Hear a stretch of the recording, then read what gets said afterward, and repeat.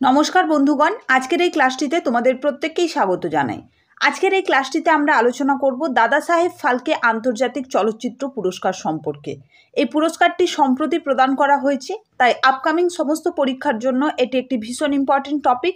তো অবশ্যই প্রত্যেকেই শেষ পর্যন্ত মনোযোগ সহকারে ক্লাসটির সঙ্গে যুক্ত থাকবে। দেখো, প্রথমে পুরস্কারটা সম্বন্ধে তোমাদের জানতে হবে। দাদা সাহেব ফালকে আন্তর্জাতিক চলচ্চিত্র পুরস্কার 2024, যেটা আমি বললাম সম্প্রতি প্রদান করা হলো। তো এটা কবে প্রদান করা হলো? এটা প্রদান করা হলো 20 ফেব্রুয়ারি 2024। কোথায় এটা প্রদান করা হলো মনে রাখবে, মহারাষ্ট্রের মুম্বাইয়ে। ক্লিয়ার? দেখো, এই পুরস্কারটা প্রথম প্রদান করা হয়েছিল 2012 সাল থেকে। এই জায়গাটা একটু ভালো করে তোমরা বুঝে নাও। দাদা সাহেব ফালকে পুরস্কার যেটা রয়েছে সেটা কিন্তু আলাদা পুরস্কার, আর দাদা সাহেব ফালকে আন্তর্জাতিক চলচ্চিত্র পুরস্কার সেটা আলাদা।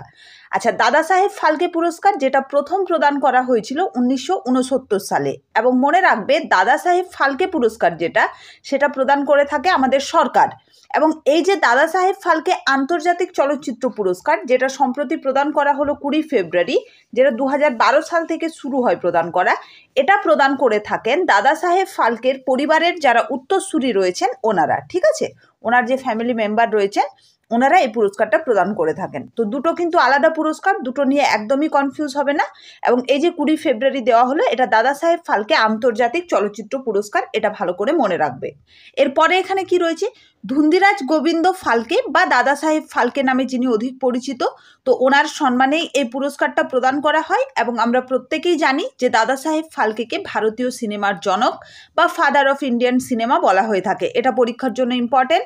ফাদার অফ ইন্ডিয়ান সিনেমা, ভারতীয় সিনেমার জনক কাকে বলা হয় এটা তোমরা মনে রাখবে। জিকের পার্সপেক্টিভে ইম্পর্টেন্ট প্রশ্ন একটি দাদা সাহেব ফালকেকে। এবার আমরা যে পুরো লিস্ট রয়েছে পুরস্কার যারা যারা পেয়েছেন, তো সেই পুরো লিস্ট আমরা কিন্তু এবার বিস্তারিতভাবে আলোচনা করব।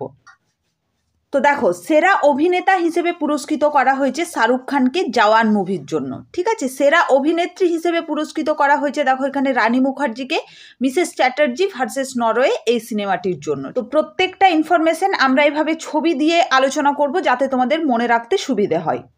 এরপরে দেখো, সেরা অভিনেতা ক্রিটিক্সে দেওয়া হয়েছে বিকি কৌশলকে তার শ্যাম বাহাদুর মুভির জন্য, এবং সেরা অভিনেত্রী ক্রিটিক্সে দেওয়া হয়েছে করিনা কাপুরকে জানে জান মুভির জন্য।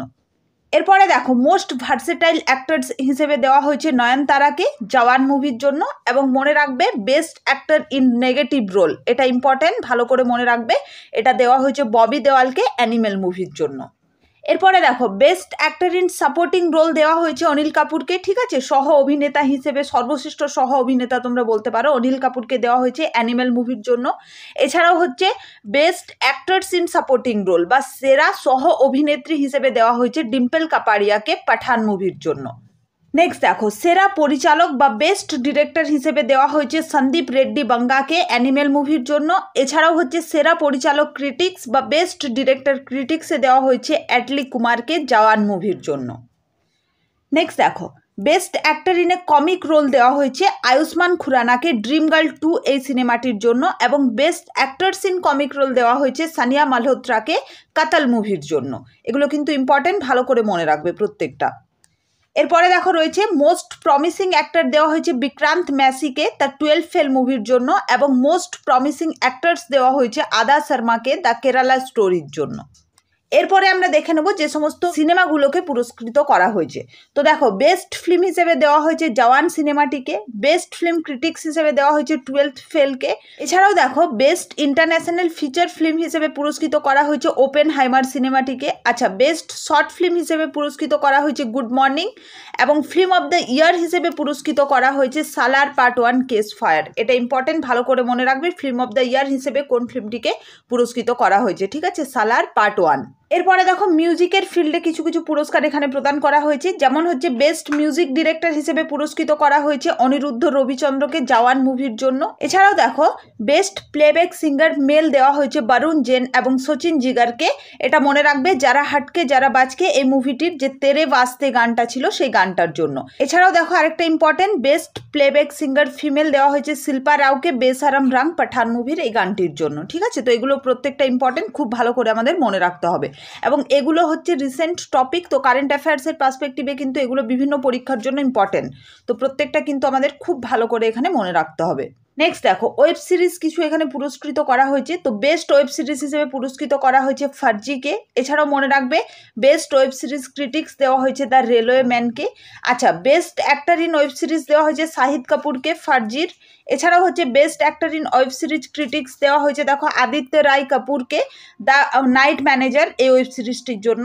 এছাড়াও দেখো best actors in web series দেওয়া হয়েছে সুস্মিতা সেনকে আরিয়া সিজন 3-র জন্য। এছাড়াও দেখো best actors in web series critics দেওয়া হয়েছে কারিশ্মা তান্নাকে স্কুপ এই ওয়েব সিরিজটির জন্য। তো এগুলো কিন্তু ইম্পর্টেন্ট, খুব ভালো করে এগুলো প্রত্যেকটা মনে রাখবে।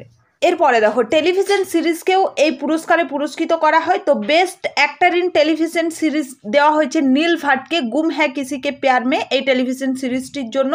এছাড়াও হচ্ছে best actors in television series দেওয়া হয়েছে রূপালী গাঙ্গুলিকে অনুপমা সিরিয়ালটির জন্য। এছাড়াও হচ্ছে television series of the year হিসেবে পুরস্কৃত করা হয়েছে এখানে গুম হ্যায় কিসিকে প্যার মে এই টেলিভিশন সিরিজটিকে। ঠিক আছে, এরপরে এই দুটো ইম্পর্টেন্ট পরীক্ষার জন্য মনে রাখবে আউটস্ট্যান্ডিং কন্ট্রিবিউশন, মানে সিনেমার জগতে অসামান্য অবদানের জন্য পুরস্কৃত করা হয়েছে মৌসুমী চ্যাটার্জিকে এখানে দেখো, এবং সঙ্গীতে অসামান্য অবদানের জন্য এখানে পুরস্কৃত করা হয়েছে কে.জে. জেসুদাসকে। তো এই দুটো একদম ইম্পর্টেন্ট পরীক্ষার জন্য খুব ভালো করে মনে রাখবে। এই বছর সিনেমার জগতে অসামান্য অবদানের জন্য দেওয়া হয়েছে মৌসুমী চ্যাটার্জিকে, এর আগের বছর দেওয়া হয়েছিল রেখাকে। এগুলো কিন্তু মনে রাখবে, ঠিক আছে। এবং সঙ্গীতে এবছর দেওয়া হয়েছে কে.জে. জেসুদাসকে। তো এই জায়গাটা কিন্তু পরীক্ষার পার্সপেক্টিভে বেশি ইম্পর্টেন্ট। তো প্রত্যেকটা তোমাদের কিন্তু খুব ভালো করে মনে রাখতে হবে। এবং এই যে পুরো উইনারের তালিকা রয়েছে এর পুরো পিডিএফ তোমরা আমাদের টেলিগ্রাম চ্যানেলে পেয়ে যাবে। তো অবশ্যই প্রত্যেকে আমাদের টেলিগ্রাম চ্যানেলে যুক্ত হয়ে সেখান থেকে পিডিএফটা কালেক্ট করবে, এবং এই ধরনের রিসেন্ট টপিকের ওপর ক্লাসগুলো তোমরা অবশ্যই প্রত্যেকে অ্যাটেন্ড করবে এবং পিডিএফগুলো নিয়ে রাখবে। কারণ কারেন্ট অ্যাফেয়ার্স ওরিয়েন্টাল, আমি বারবার বলছি, এই টপিকগুলো থেকে কিন্তু প্রশ্ন পরীক্ষায় একটা বা দুটো আসবে। সেক্ষেত্রে এই টপিকগুলো পরীক্ষার জন্য ভীষণ ইম্পর্টেন্ট। এবং আজকের এই ক্লাসটা তোমাদের কেমন লাগলো সেটা অবশ্যই তোমরা প্রত্যেকেই কমেন্ট করে জানিও, এবং ক্লাসটি ভালো লাগলে অবশ্যই লাইক করো, তোমাদের বন্ধুদের সঙ্গে ক্লাসটিকে অবশ্যই শেয়ার করো, এবং আমাদের চ্যানেলে কেউ নতুন হয়ে থাকলে চ্যানেলটিকে সাবস্ক্রাইব করে নাও। এবং তোমরা খুব ভালোভাবে পড়াশোনা করো এবং সমস্ত পরীক্ষার জন্য খুব ভালোভাবে প্রস্তুতি নাও।